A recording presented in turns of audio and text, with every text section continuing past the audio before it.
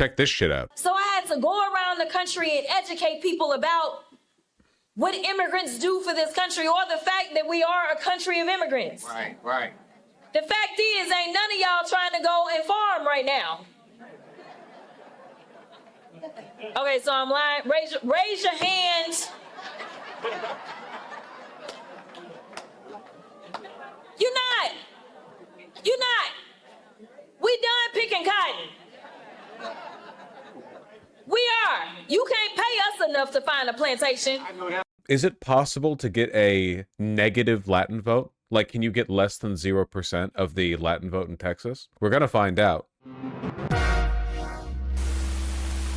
When keeping it real goes wrong, Jesus Christ, she's so stupid.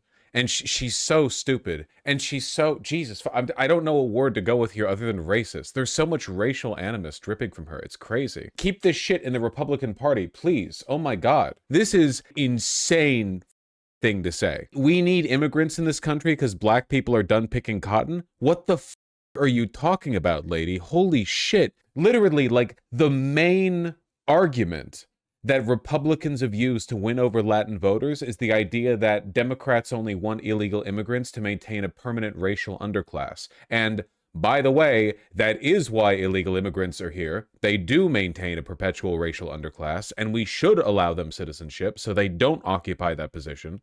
Like, I'm in favor of the immigration, but Jasmine Crockett, apparently, like, the best pro-argument she can make for immigration is we want the racial undercast, you know?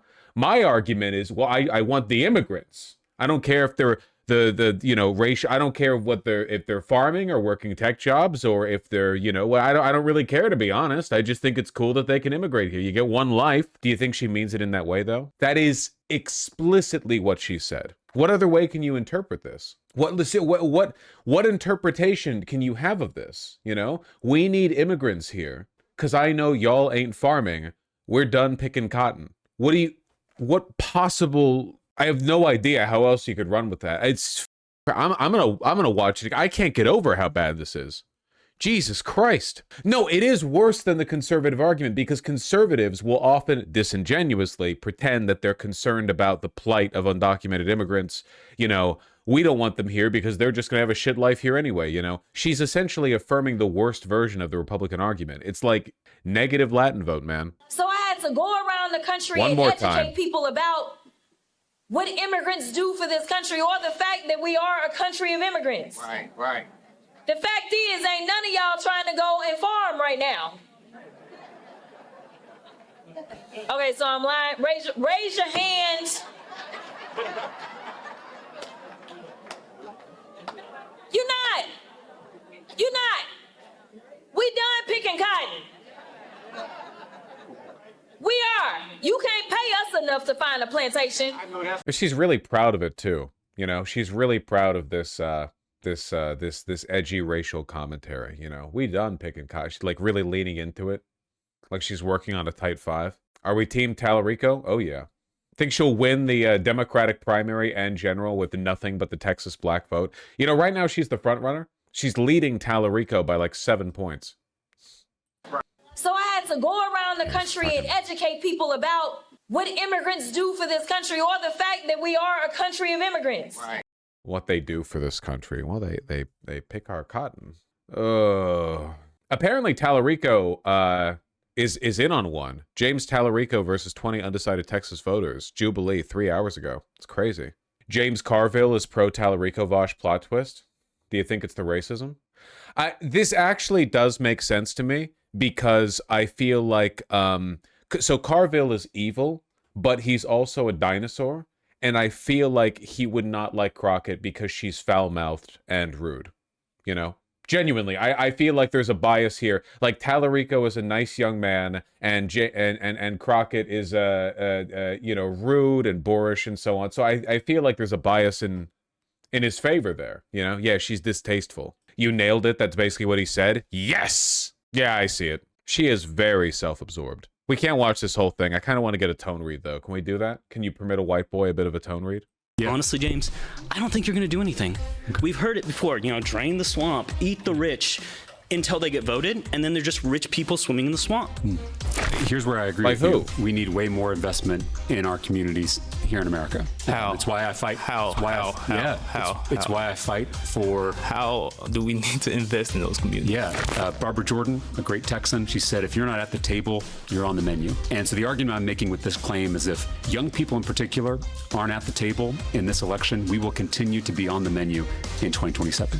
My name is James Tallarico. I'm a Texas state representative, former middle school teacher, and Presbyterian seminarian, running for the U.S. Senate to take power back for working people. Anyone else feel like the audio is a little bit off here? I don't know if it's just this cut they're using right now, but it sounds a little bit, And I'm surrounded by 25 undecided voters here in the great state of Texas. My first claim Wait, is it 25 undecided voters or 20? State of Texas. Jubilee. My first claim is that cuts to healthcare and food assistance hurt all of us. The government's going to take care of you. So nice to meet you. Nice to meet you. On its face, what you're saying, cuts to healthcare, cuts to food assistance hurts all of us, sounds good. But if you look at it at the inverse, increases to healthcare and increases to food assistance doesn't help all of us. And the reason why is we have a bloated healthcare system where a lot of the money that goes into it gets accrued to the intermediaries, the companies That's completely true. 100%. delivering these services, the consultant class. A lot of fraud happens. I mean, we have a current member of the Senate, not in Texas, but in the US, who defrauded millions of people. The fraud arguments are almost always bullshit. It's like if your concern is that people are engaging in fraud at the consumer level, you are low IQ. That's like a marginal fraction of waste, you know? If your concern is fraud happening at the top and administrative levels, yeah, that's like 90% of where the money goes. Well, not legal fraud necessarily, but chicanery, right? Like deceptive business practices, graft, not necessarily crime. I mean, it should be a crime, but you can legalize crime and then it's not crime anymore, you know? Out of Medicare benefits and the like. So one of the things that I worry about is when we're talking about restoring the money that's been cut is how is it going to be used effectively? So I'm not against having more healthcare to more people. What I'm against is that money being used inappropriately. And, you know, you talk about the wealthy, the Seems top fine. versus.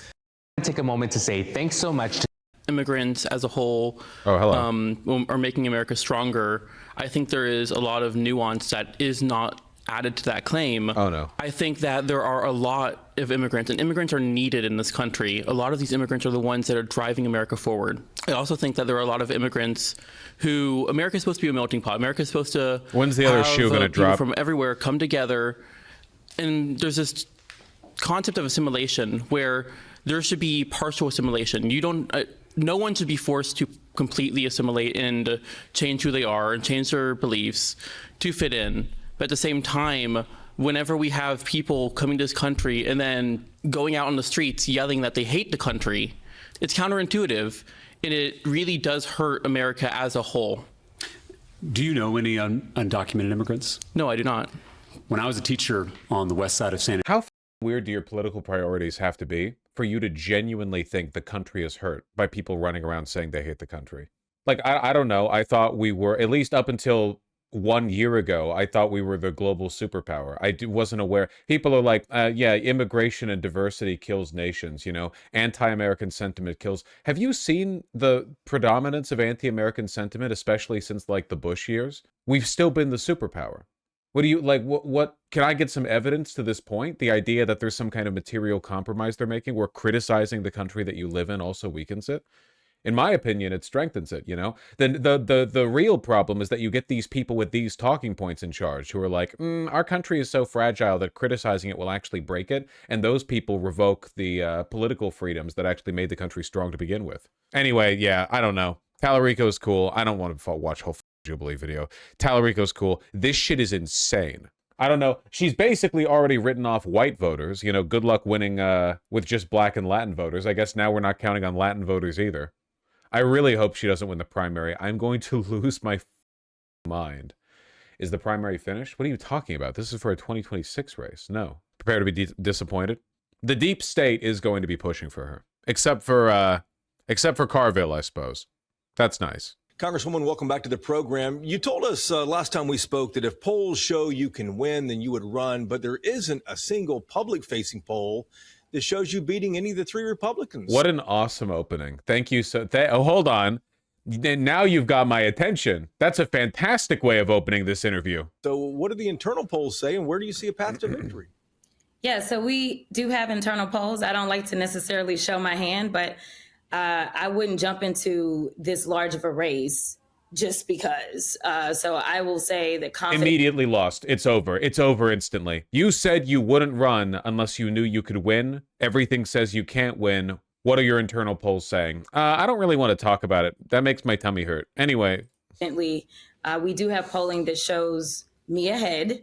But so as to not give a specific candidate anything to talk about, I'd rather not. It just doesn't make sense. Listen, this is not a game. You ahead over who? Tallarico? Game of checkers. This is a game of chess. But I am telling you confidently that I have polling that shows that. But more importantly, Jason, you and I have talked a lot about expanding the electorate and looking at the elections that we're seeing, just like yesterday, where there was a flip in Georgia, which is down south, just like seeing down in Miami, where they flipped a seat that had been red for the last 30 years. I am telling you that what we need to do is we need to energize people and give them someone that they can believe in to be their fighter, someone that they know to be their She really is a Dem version of Trump. She has sociopath eyes. I'm pulling out all of my calipers for this one. Her eye movements indicate a high degree of narcissism and sociopathy. Any 19th century physician would agree with me. Probably for racist reasons. But, like, if they could see past the bigotry, they would find my conclusions are correct. Fighter. And according to our polling, we were able to excite that very coalition that we would need to not only just have what the general poll is saying, but maybe even expand those numbers a little bit in case the general polling is a little off, which we've seen here and there, specifically in the state of Texas. You announced your candidacy with an hour left before the filing deadline. Why wait until the last minute? Yeah, so there were a couple of things about annoying. You know, this was a very difficult decision, as I stated at that time. In addition to that, if I was going to file, I needed to know what the Supreme Court was going to do. So the Supreme Court only told us a couple of days prior to the end of filing. If there was anyone that started to really mess us up in the state of Texas, it was definitely the Supreme Court, because we didn't even have those lines. And I'll also tell you that most people started talking about me potentially being in this race when I did an interview on Sirius XM. And in that interview, Laree, she was asking me about the redistricting. She asked me about the Senate race. And I said to her, if they want to snatch House seats, I may have to snatch their Senate seat. Listen, I want people to know that this race is bigger than just this particular race, is bigger than Texas, but also think about those down ballot races that now they're saying, listen, we've got 5 seats that were taken. But if Democrats continue to swing at the rates that we've been swinging, which is no less than a 10-point swing, then they may have thought that they were doing the Republicans a favor, but they may have been doing them a disservice. And if you have a candidate that can bring out so many more Texans, I think that we may be able to actually even get over the Supreme Court. And so I took all these things into consideration.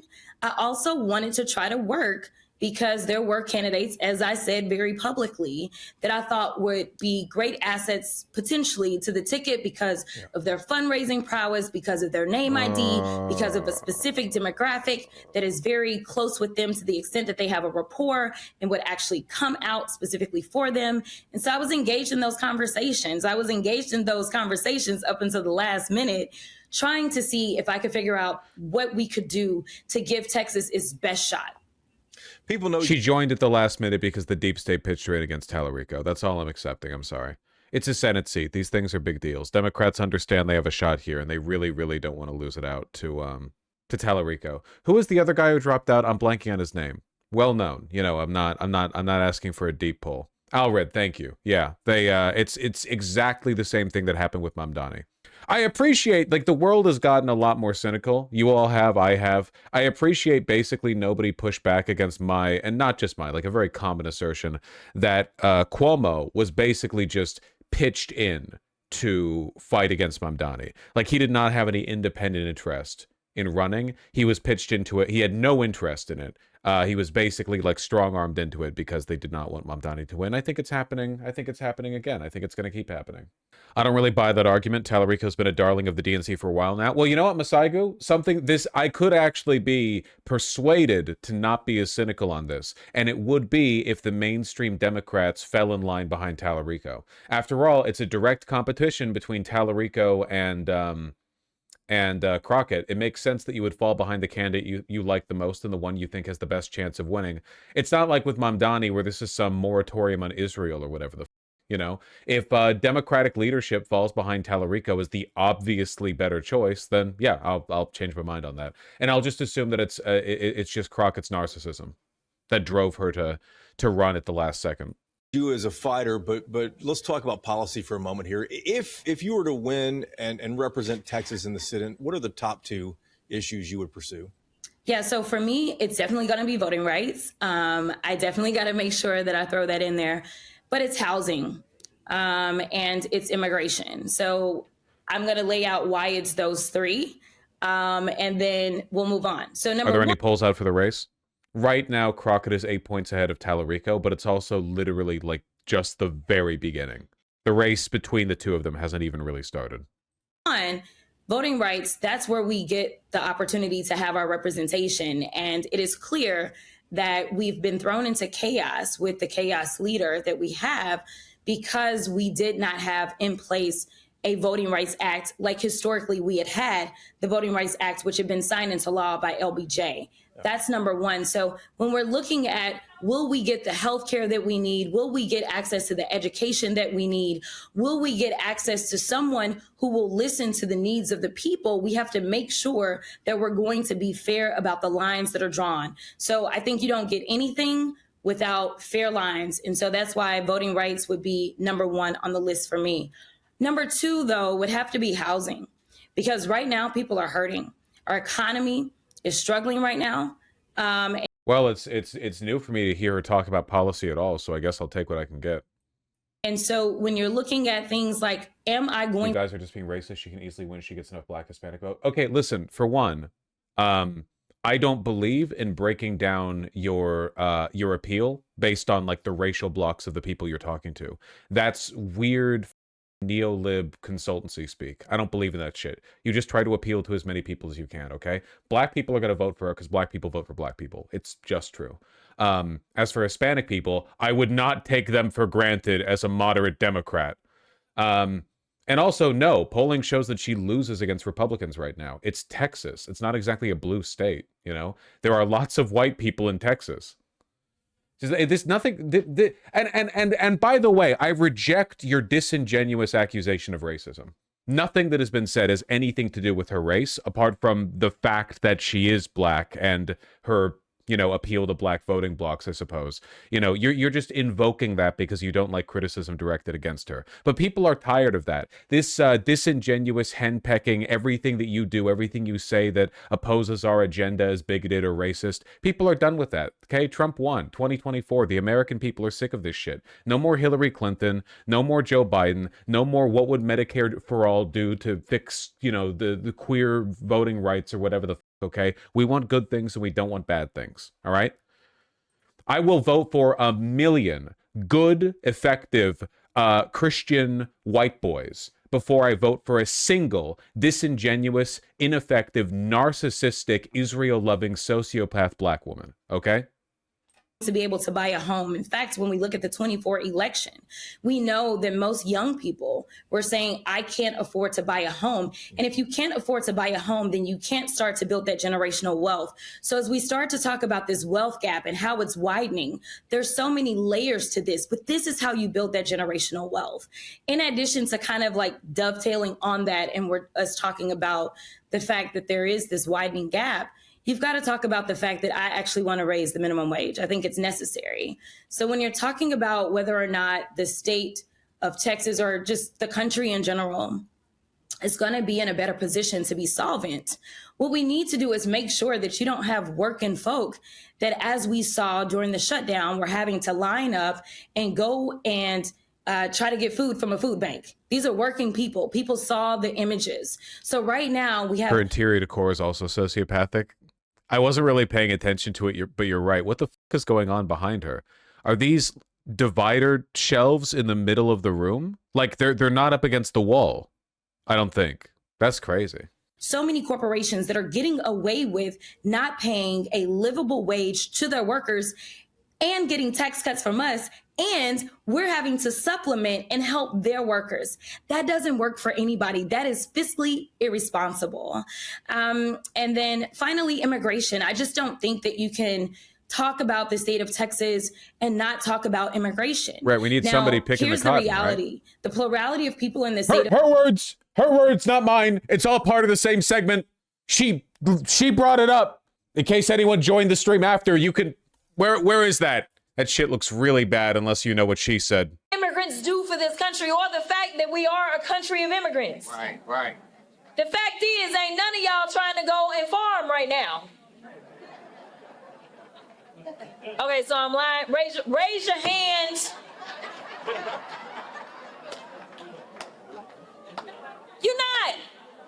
You're not. We done picking cotton. We are. You can't pay us enough to find a plantation. All right, there we go. Now, okay, just reestablishing. Of Texas are Latino. The reason that I bring that up is because whether you support the immigration policies that were laid... Okay. Not fed by the comment. At least she's not making Nazi comments towards Muslims, Syrians, and Somalians like your friend Trump. I apologize for all the good things that I've said about Trump and my years and years of uncritical support towards him. I can be convinced off of my support for him, but it will take many more $5 donations. Laid out, which are not currently being carried out. I can feel myself being pulled away from the MAGA path. It's working. We know that there are people... You have a moral obligation to pull me away from it, considering the fact that I have a large public platform. Like, your money is better spent here than it would be at like an orphanage or like any charity, basically. That are telling us every single day. In fact, I had a hearing in the Senate just yesterday. So on my first day back, I had my first hearing in the Senate, which is kind of serendipitous, but nevertheless.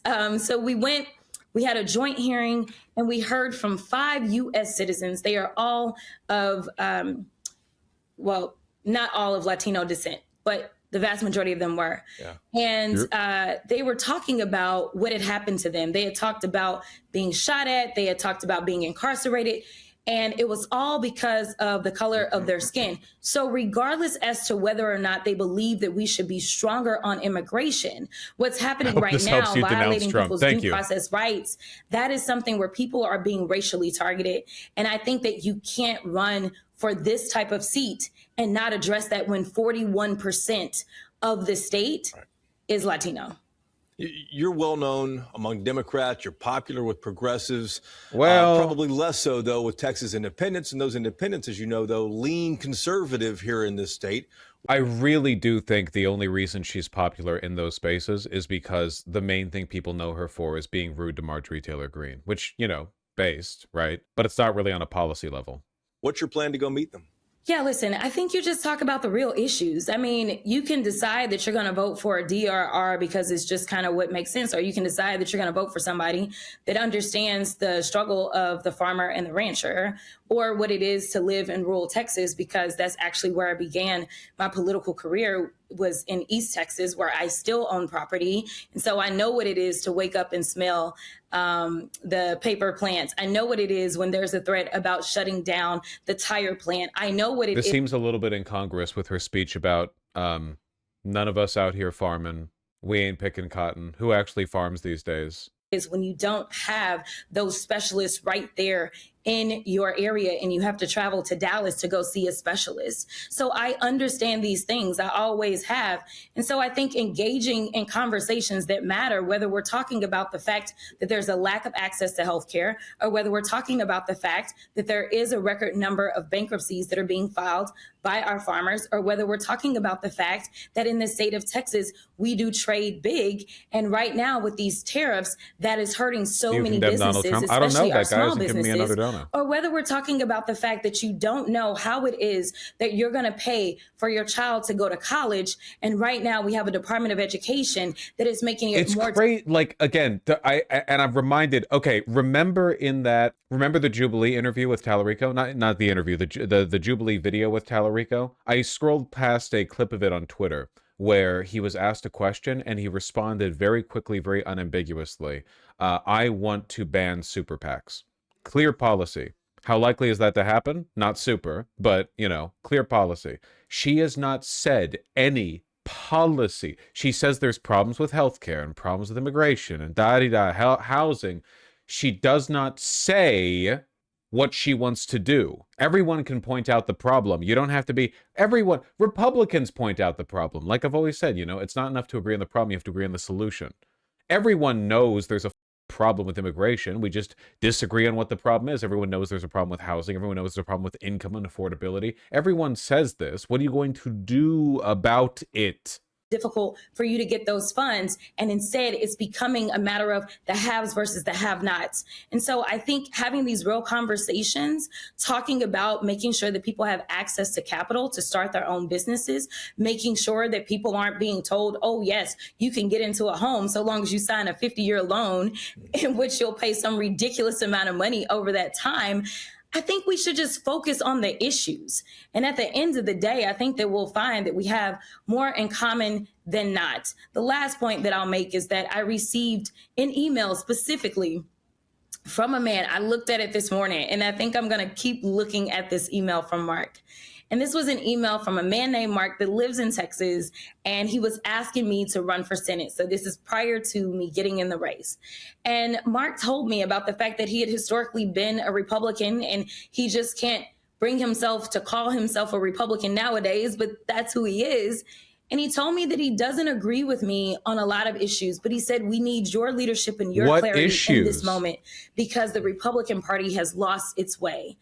I think there are more Marks out there than not. People that see through the nonsense and recognize that people are weaponizing these labels and trying to make people be scared of me. But at the end of the day, I'm a Texan. I want to be safe like everybody else in my home. I want to make sure that those kids that are growing up in my neighborhood, that they have opportunities to recognize the American dream. I want to make sure that when we're doing immigration, we're doing it smart and we're not letting bad folk in. But what's your policy? Well, when we do immigration, I want to make sure we're doing it smart.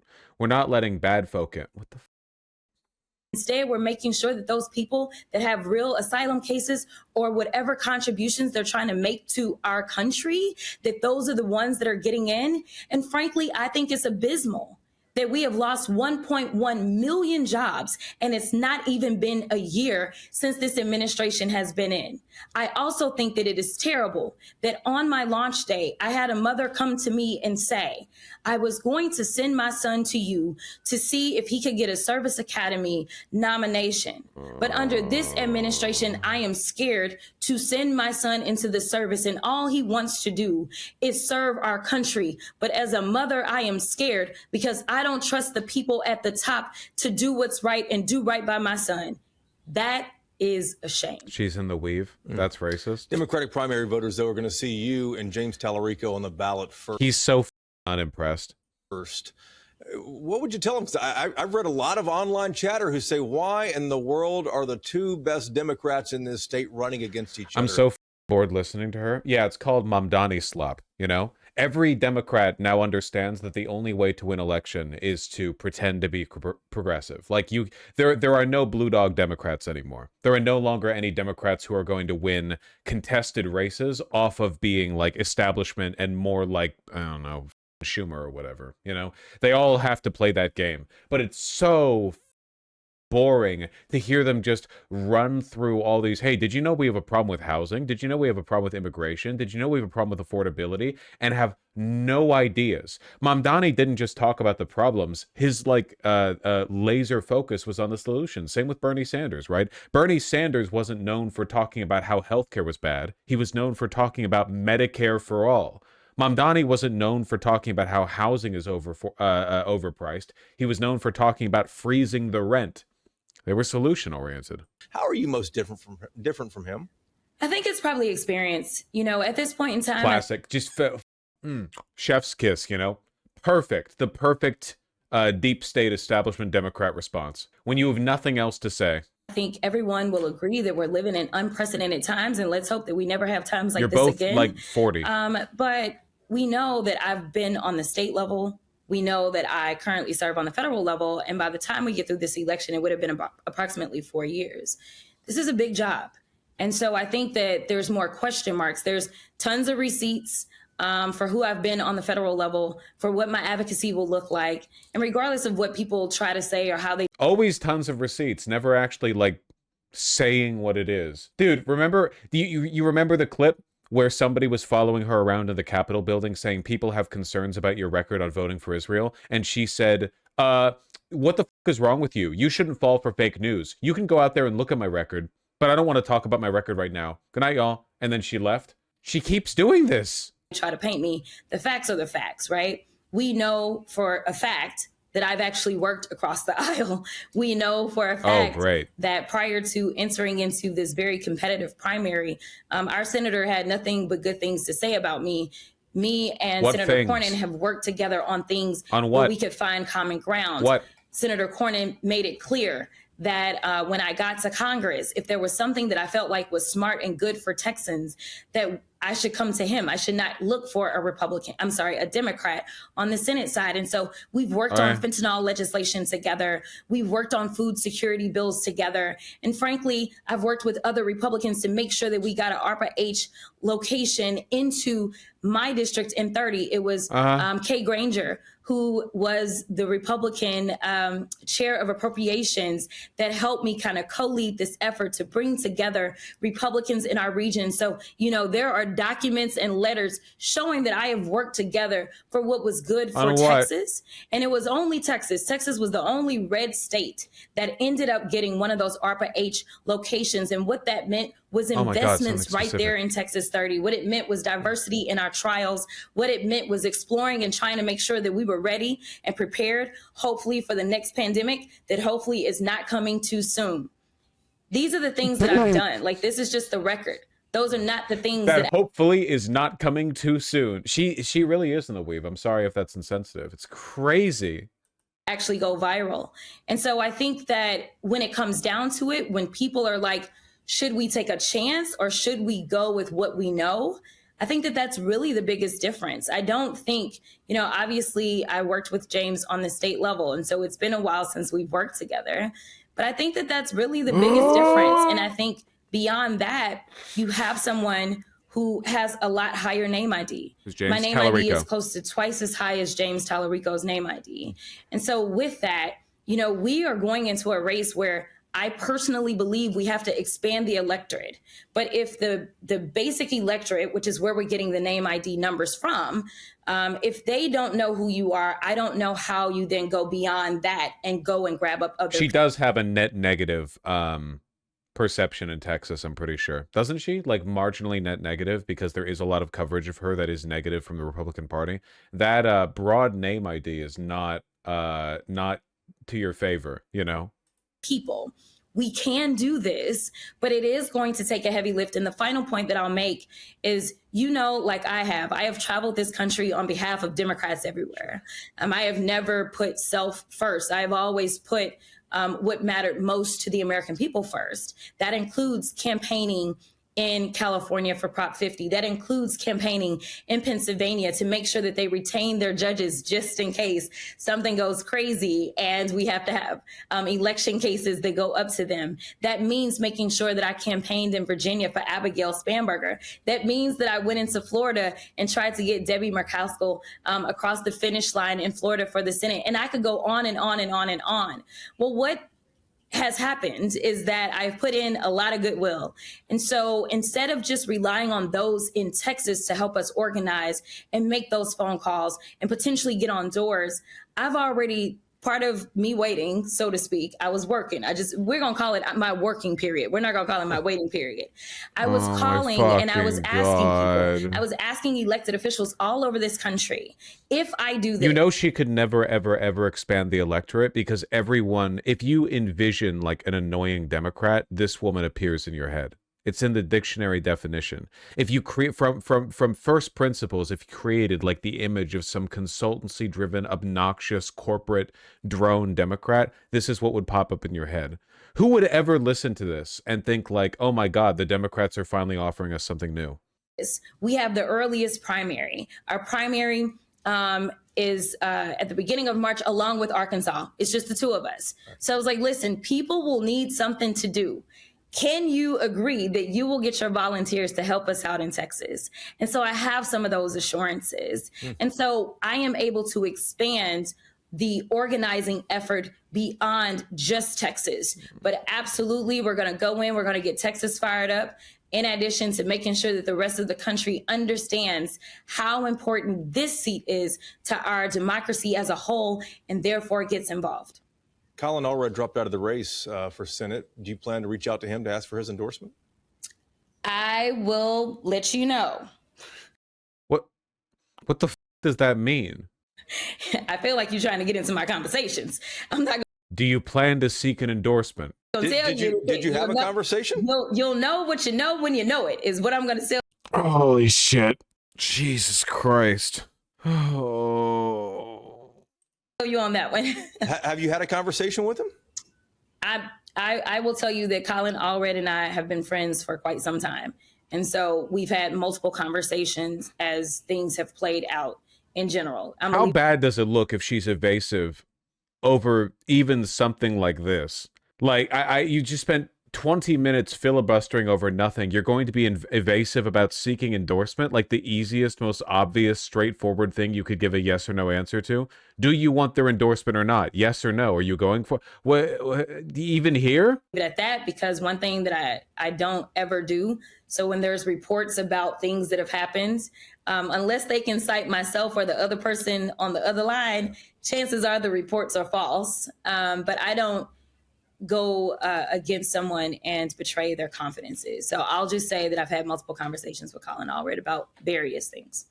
Before I let you go, I want to ask your thoughts on Marjorie Taylor Greene. She's had a mea culpa. She has, she's not running again. She's been critical of President Trump, something that a lot of people thought they'd never see.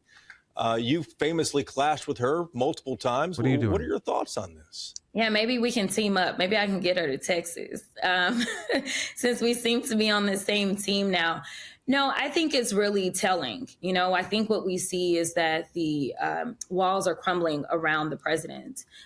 We know that Marjorie has been one of the fiercest, most loyal supporters of the president in all ways. And for her to feel as if she should go against him, it has to be really, really bad. This is someone who took on our former president, sitting on the floor in the State of the Union and having a MAGA hat and trolling him and doing all these things. But I think that people should not forget who Marjorie has always been, number one. I want you to always remember who she's been. But I do think that it is important for people to understand the political violence element. This is the part of this that I don't want to be downplayed.